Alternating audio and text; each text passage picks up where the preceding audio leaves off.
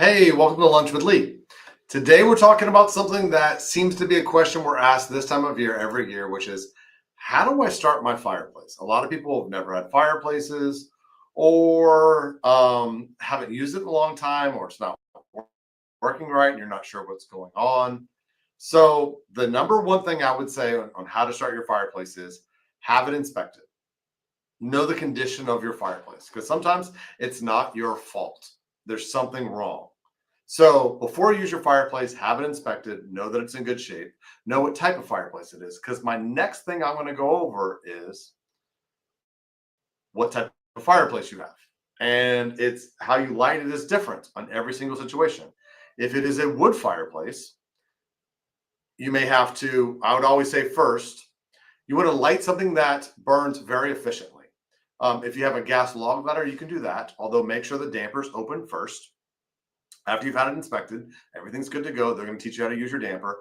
Open your damper so that the smoke can go up. You're going to want to start off with something small.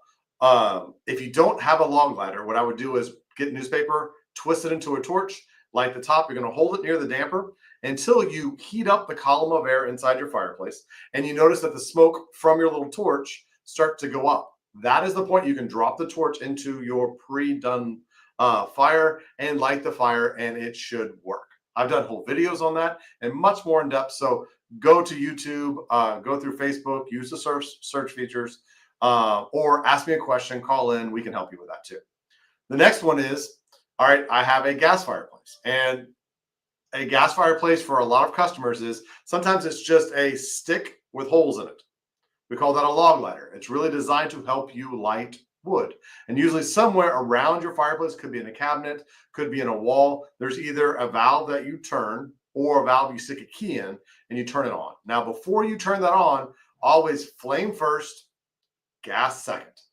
So if you can't reach both at the same time, you either need someone to help you or get long matches, light it, put it where it would light the gas, and slowly turn on the gas until it lights. It lights little, and then you can start to turn it up. Of course, damper has to be open, well-inspected fireplace. And then once you have lit that, I can't talk today, I would put little pieces of wood or something in there to double check that it's drafting correctly. Because if you do that and everything comes straight back into your house, don't put big wood on it. It's going to be a disaster. The next one is gas logs.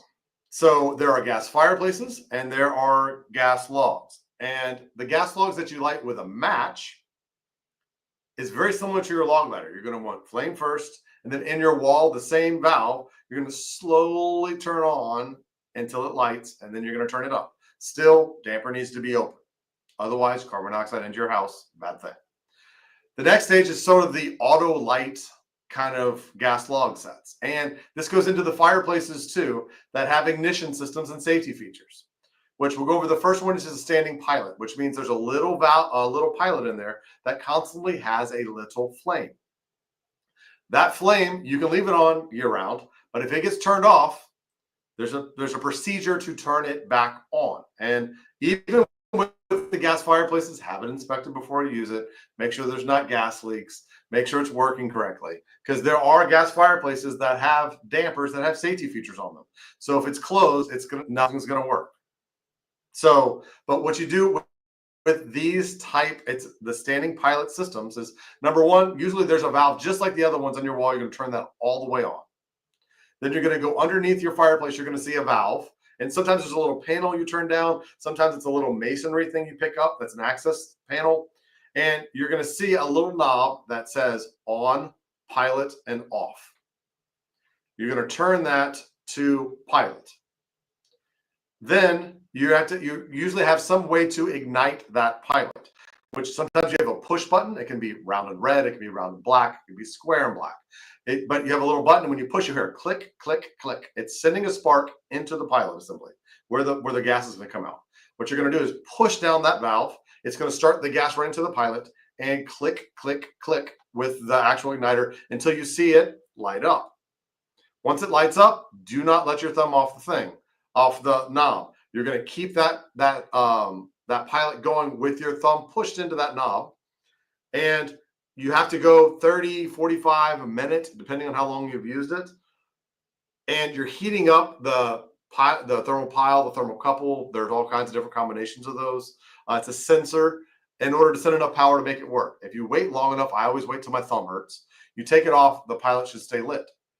At that point, you want to turn it to on, and then you should have either a wall switch or a remote control to turn it off and on. Now, if the wall switch is on or the valve is on and you turn it to on, the whole thing's going to come on. So be careful. But that is standing pilot. The next stage of this is IPI. And if you'll know this, you have that type of fireplace because when you turn it on, you'll remote wall switch, you hear it tick, tick, tick, tick, tick, tick, tick.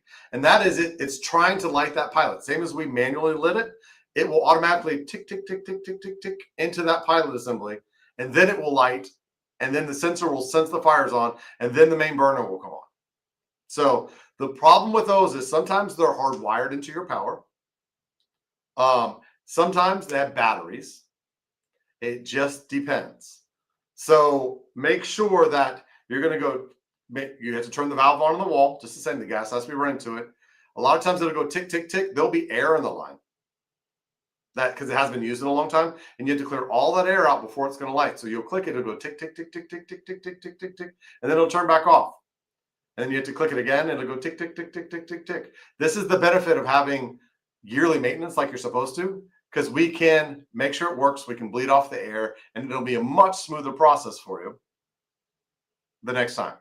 So that's kind of the final types, and there's a million different types. I've gone over the basics of 4 or 5 different types. But if you have questions, let us know. You can do a virtual assessment. You can show me your fireplace virtually for free, and I can walk you through it.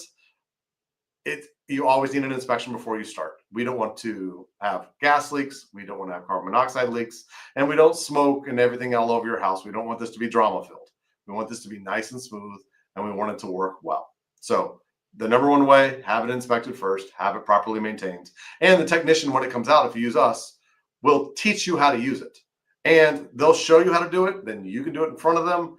We do this all the time. We even video it. So if you want to go back and reference the videos that we'll send to you, you can always do that. But yearly maintenance is important. We teach you how to use it. We teach you what type it is. We teach you where it vents to. We make sure it's not leaking water, that you're not going to get critters.